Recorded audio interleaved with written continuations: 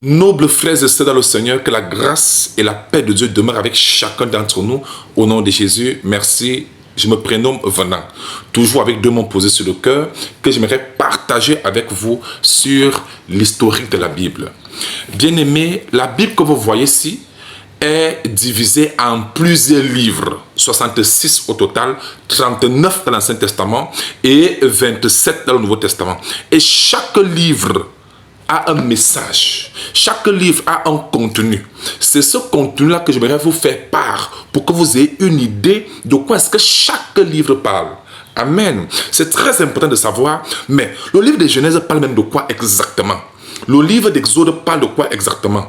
Jude, Josué, ainsi de suite, de Genèse jusqu'à Apocalypse. Ça va vous permettre de bien connaître la Bible. Vous comprenez? De connaître également le contenu de chaque livre. Amen.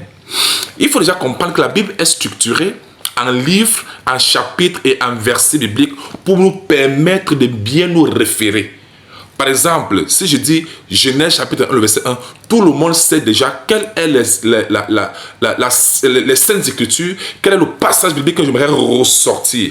Donc les versets, les chapitres, les versets nous permettent ici de nous référer, une meilleure référence. Amen. Très bien. De quoi parle chaque livre de la Bible? C'est ça la question. Si le sujet vous intéresse, alors suivons la suite. Amen. Très bien. La Bible commence avec le livre de Genèse. Genèse veut dire commencement. Quand vous dites la genèse d'une chose, vous êtes en train de dire le commencement de la chose. Donc, Genèse veut dire commencement. Commencement de quoi? Commencement de la création. Les premiers hommes sur la terre, ah oui, leur descendance, voyez-vous, c'est de ça qu'il s'agit. Donc, dans le livre de Genèse, vous allez voir l'histoire de la création, comment Dieu a créé les choses de la terre, n'est-ce pas? Et vous allez voir les premiers hommes sur la terre, en commençant par Adam et Ève, leur vie, ce qui s'est passé avec eux, leurs enfants, Caïn, Abel, Seth et tous les autres enfants, leur histoire, voyez-vous. Et aussi, vous allez continuer jusqu'à Noé. Vous allez voir dans Noé, vous allez voir au temps de Noé comment Dieu avait fait descendre le déluge pour détruire la terre. Et Noé et sa famille ont été sauvés. Pour connaître cette histoire, voilà. Toujours dans le même livre de Genèse, vous allez également voir la tour de Babel. Comment Dieu avait divisé les langues, d'où vient l'origine des langues. Donc, la genèse des choses, c'est ce qu'on appelle genèse. Le commencement des choses. Et ce n'est pas tout. Même l'histoire des patriarches se trouve toujours dans le livre de Genèse. Les patriarches, c'est-à-dire Abraham, Isaac, Jacob, ses 12 fils, voyez-vous, et jusqu'à l'histoire de Joseph. Donc, toutes ces histoires-là, toutes ces personnes-là, toutes leurs histoires se trouvent dans le livre de Genèse. Amen. C'est-à-dire le commencement, la création, les premiers hommes, les premiers patriarches, jusqu'à Joseph. Voilà de quoi est-ce que parle tout le livre de Genèse. Donc, si vous voulez connaître l'histoire d'Abraham, allez dans Genèse. Si vous voulez connaître l'histoire de Joseph, allez dans Genèse. Si vous voulez connaître l'histoire des patriarches, allez dans Genèse. Si vous voulez connaître l'histoire de Noé, allez dans Genèse. Si vous voulez connaître l'histoire de la création, parce que Genèse signifie tout ce qui est commencement. Amen. Avez-vous bien compris? Très bien. Maintenant, il y a aussi autre chose que vous devez comprendre. C'est que pour quitter de Genèse à Exode, il faut d'abord bien connaître ce qui s'était passé avec les 12 fils de Jacob. Jacob servait Dieu et son nom a été changé à Israël. Israël que vous entendez là, c'est de Jacob qu'on parle. C'est Jacob qui s'appelle Israël. Donc Jacob a donc eu 12 fils. Et l'avant-dernier qu'on appelait Joseph, c'est lui qui a été vendu par ses frères en Égypte. Voyez-vous?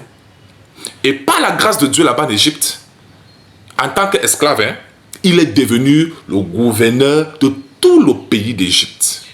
Vous comprenez? Et la famine était arrivée en ce temps-là, 7 ans. Et il y avait tellement une galère que même les fils de Jacob, c'est-à-dire les frères de Joseph, ne savaient même plus comment faire pour nourrir leur famille. Ils étaient obligés d'aller en Égypte. Parce qu'il y avait qu'en Égypte qu'il y avait suffisamment de quoi nourrir presque tout le monde. Amen. Ils sont allés là-bas pour acheter du blé. Vous comprenez?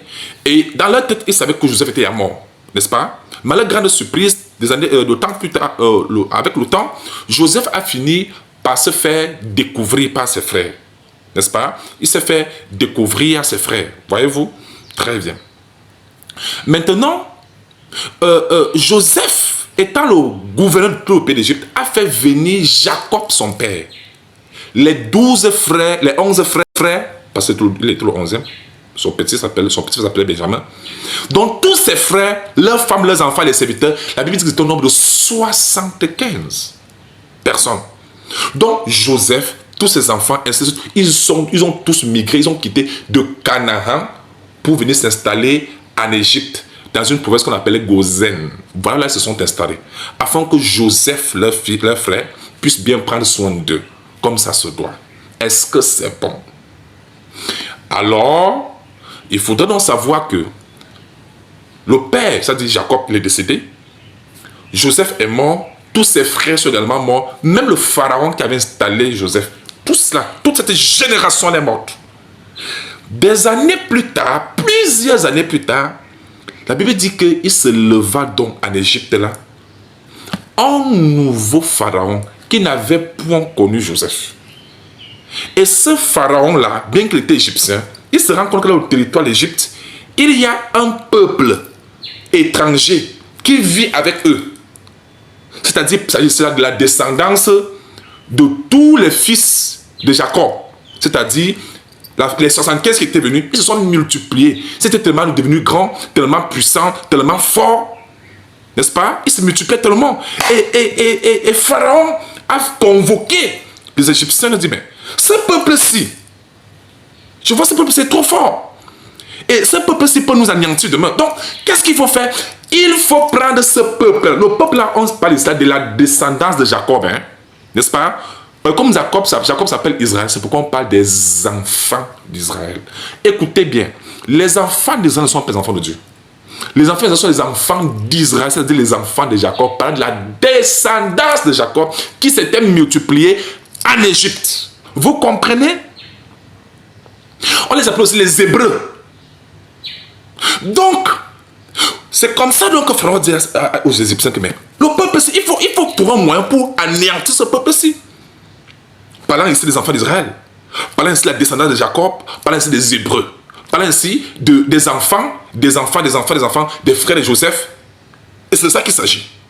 C'est alors donc que Pharaon et tous les Égyptiens ont décidé de prendre les enfants d'Israël et de les soumettre dans un esclavage qui ne dit pas son nom. Une servitude qui ne dit pas son nom. Amen.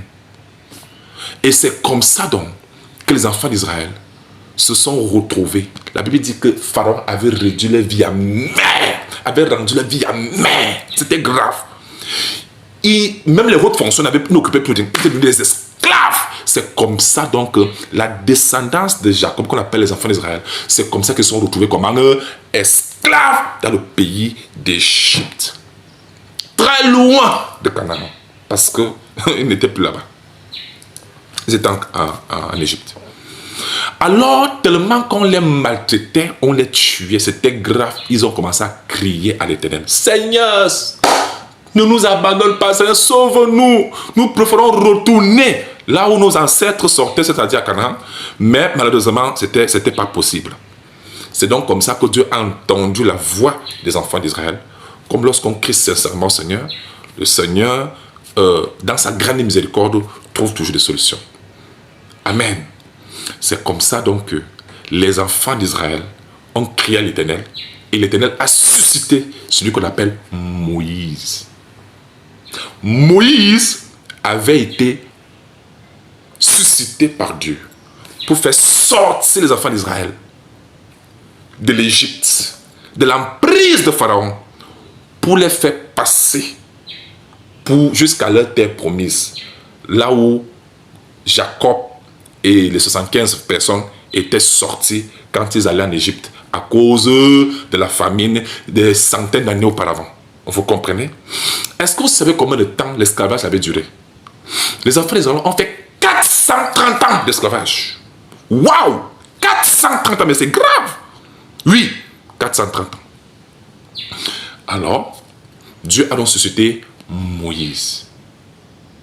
Amen. Et vous savez,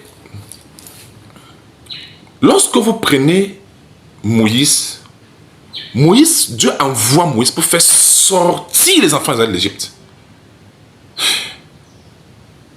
Cette sortie-là, c'est ça qu'on appelle exode.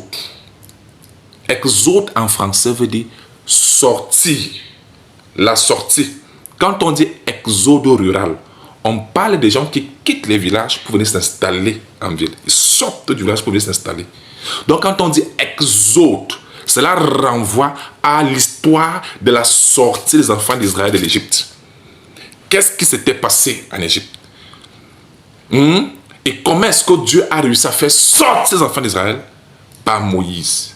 Toute cette histoire-là se trouve dans le livre d'Exode, d'où le mot Exode, d'où le livre Exode. Est-ce que c'est bon? Maintenant, sortir les enfants d'Israël de l'Égypte ne suffisait pas. Il fallait les faire traverser la mer Rouge, le désert, le Jourdain, avant d'entrer dans leur terre promise à Canaan, là où vivaient autrefois Jacob et les autres patriarches, les autres fils de Jacob, avant qu'ils viennent s'installer en Égypte. Donc c'était sur le parcours, vous comprenez, c'était sur le parcours.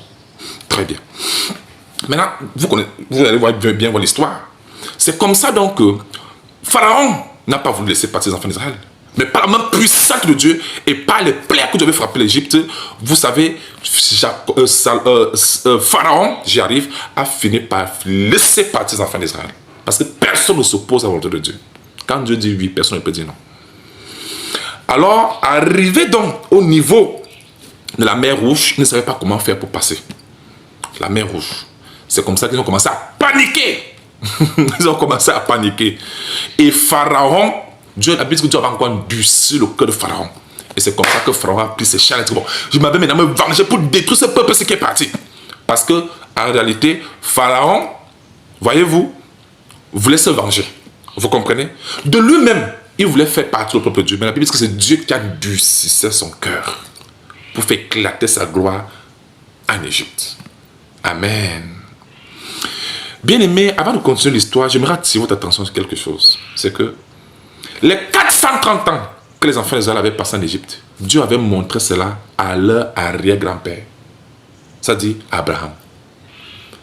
Dans un profond sommet, Dieu avait montré à Abraham, et avait dit à Abraham que ta descendance ira séjourner en Égypte. Et je vais juger cette nation-là. Ils passeront 430 ans là-bas. Dieu avait donné des précisions. Quand vous êtes parent, c'est important de beaucoup être en communion avec Dieu. Voyez-vous, je n'ai pas parlé des religions ici, je parle avec Dieu. Parce que Dieu peut vous révéler beaucoup de choses par rapport à votre descendance. Ah oui, et c'est très pertinent. Amen. Les marabouts ne servent à rien. C'est Dieu qui connaît tout. Il faut marcher avec Dieu et Dieu va vous révéler beaucoup de choses par rapport à vous-même et par rapport à votre descendance. C'est très important. Très bien. Alors, je reviens donc.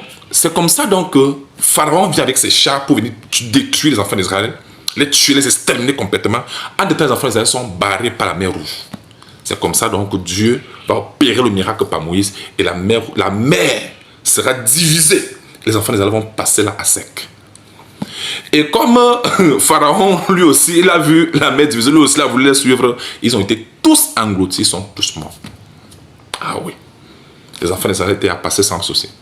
Maintenant, donc, vous savez, quittant de l'Égypte, on n'atterrissait pas directement à Canaan. Hein. Il fallait passer par la mer Rouge et puis le désert, le grand désert.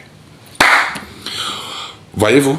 Maintenant, quand les enfants d'Israël traversent donc le désert, là, traversent la mer Rouge pour commencer à entamer donc le voyage pour le désert, les enfants vont commencer la tétutesse, la rébellion. Ils ne veulent pas marcher. La tétutesse retarde beaucoup de choses. La désobéissance retarde beaucoup de choses, je vous assure. C'est comme ça donc que les enfants d'Israël, leur vie dans le désert Dieu avait prévu qu'il devait quitter de l'Égypte pour Canaan 11 jours. C'était 11 jours de marche. Mais à cause de la rébellion de Thétitès, Dieu les a retardés là dans le désert. Vous savez combien de temps ils ont passé dans le désert? Savez-vous combien de temps ils ont passé au désert? Ils ont passé 40 ans. Ah oui. Et pendant les 40 ans, dans le livre d'Exode, dans le livre de Lévitique, dans le livre de Nombre, dans le livre de Deutéronome, on parle de la vie des enfants d'Israël dans le désert. Comment ils ont été têtus, comment Dieu les corrigeait à tout moment, comment c'était Dieu donnait les ordonnances. Ils ne voulaient rien comprendre. Et c'est cette vie-là qu'on retrouve dans les 4 livres que je viens de citer tout à l'heure. Exode, c'est la sortie des enfants d'Israël de l'Égypte jusqu'à la vie dans le désert, n'est-ce pas? Lévitique, c'était les ordonnances que Dieu avait données à Israël par Moïse, parce qu'il ne voulait plus marcher. Amen. Nombre, il y a eu des dénombrements, parce qu'ils étaient tellement nombreux. Il y a eu des dénombrements en ce temps-là. Amen. Toujours dans le désert. Deutéronome parle toujours de la vie des enfants d'Israël ou dans le désert. Amen. Bien-aimés, il faut comprendre une chose, c'est que quand vous voyez Exode, c'est ce que je viens d'expliquer là, la sortie, Nombre, Dieu dénombre les enfants d'Israël, tout ça c'est dans le désert. Lévitique, les ordonnances données par Dieu, toujours dans le désert. Deutéronome, c'est le résumé de tout cela, toujours dans le désert. Donc, tous ces 4 livres-là montrent clairement la vie des enfants d'Israël, de l'Égypte jusqu'au désert. Les 4 livres-là donnent tous les renseignements là-dessus. Amen. Et chose surprenante, c'est que, bien aimé, de tous ceux qui étaient sortis de l'Égypte, tous sont morts. Je dis bien morts, y compris Moïse. Sauf 2 personnes, Josué et Caleb. De tous ceux qui étaient sortis de l'Égypte, tous sont morts. Ce sont les enfants qui les avaient fait étant dans le désert là, plus les 2 qui étaient restés là, ce sont eux qui ont entré la terre promise. Amen. Vous comprenez? C'est ça l'histoire. Amen.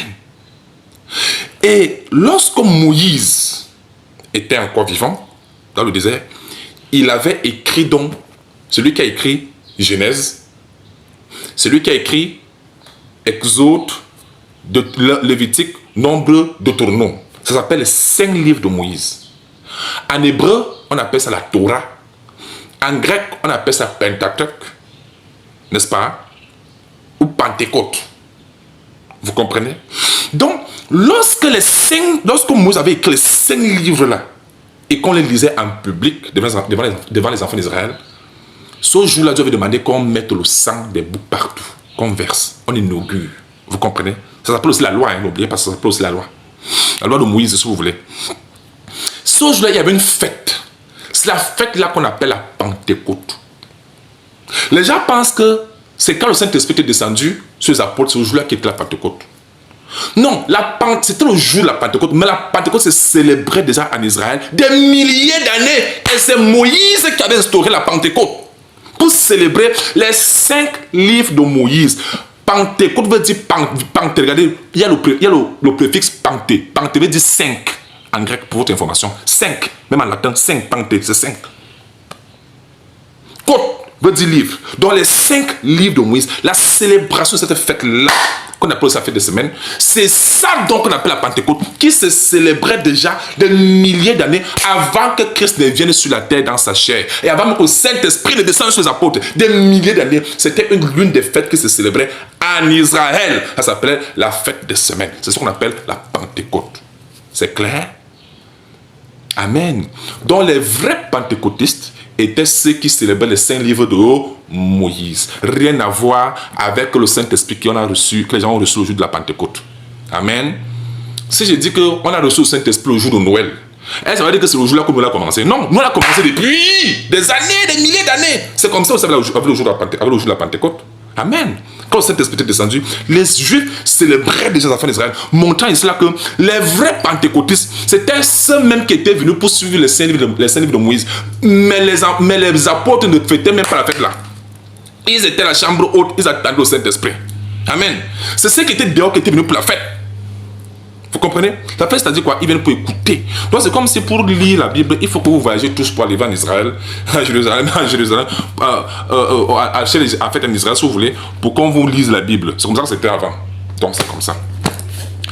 Mais bien aimé dans le Seigneur, ce qu'il faut noter en résumé, c'est que les 5 premiers livres de Moïse montrent la genèse, n'est-ce pas, des choses, des hommes, leur généalogie, jusqu'à Abraham, Isaac et Jacob, jusqu'à comment les enfants de Jacob, qu'on appelle les enfants d'Israël, se sont retrouvés en Égypte, n'est-ce pas? Et comme ils ont été réduits en esclavage, ils sont sortis de l'esclavage, Moïse les a fait sortir par la main puissante de Dieu, ils se sont retrouvés dans le désert. C'est un peu ça l'historique. Genèse, Exode, nombre veut dire au dénombrement, parce qu'ils étaient actuellement nombreux, Dieu donne les ordonnances par rapport au dénombrement, par rapport à ce nombre de choses. Lévitique, il y avait un certain système de vie que Dieu avait instauré là-bas, certaines ordonnances qu'il devait aussi respecter, mais ne voulait rien respecter, voyez-vous. Et Deutéronome aussi, qui résume un peu tout cela. Donc, de manière plus simple, tout cela renvoie à l'histoire des enfants d'Israël, depuis Exode, leur sortie de l'Égypte jusqu'au désert. Amen. On s'arrête là pour aujourd'hui. Et demain, nous allons continuer la suite. Amen. Ici, pour ceux qui interprètent les Saintes Écritures, vous devez savoir que tout ce qui se passait là, c'était par rapport à Christ. Les enfants d'Israël sortent de l'Égypte, meurent tous. Ce sont leurs enfants, des nouvelles personnes qui entrent la terre promise. Montrant ici que quand nous donnons notre vie, quand nous recevons Jésus-Christ, nous mourrons en Jésus-Christ et nous ressuscitons comme des nouvelles créatures qui entrent dans le royaume de Dieu. Amen. Ce n'est pas ton ancien toi qui entrera dans le royaume, c'est une nouvelle créature que Dieu fait de toi. C'est quand tu es une nouvelle créature en Jésus-Christ que tu entres dans le royaume. C'est un peu ça le système. Et là, ça représente Christ toujours qui est venu sur la terre mourir pour nous. Et nous mourrons en lui. Des anciennes créations, nous mourrons. Maintenant, nous naissons comme des nouvelles créations pour entrer dans le royaume de Dieu. Voilà pourquoi je dis que si on nous naît de nouveau, on ne peut pas entrer au royaume de Dieu. C'est ça que Dieu annonçait déjà à travers la sortie des enfants d'Israël de l'Égypte, leur mort dans le désert et leur résurrection et leurs enfants qui vont entrer. Montrant ici qu'il faut mourir en Christ et ressusciter en tant que de nouvelles créatures en Jésus-Christ. Est-ce que c'est clair? Ça, c'est juste une petite interprétation, mais on ne va pas s'attarder là-dessus. Parce que tout ce qu'on voit dans la Bible, ça parle de Christ de manière préfigurée. Amen. C'était l'ombre des choses à venir. Voilà donc ça. Donc, mes bien-aimés, je crois que par cet exposé-ci, vous avez quand même compris, vous avez quand même une idée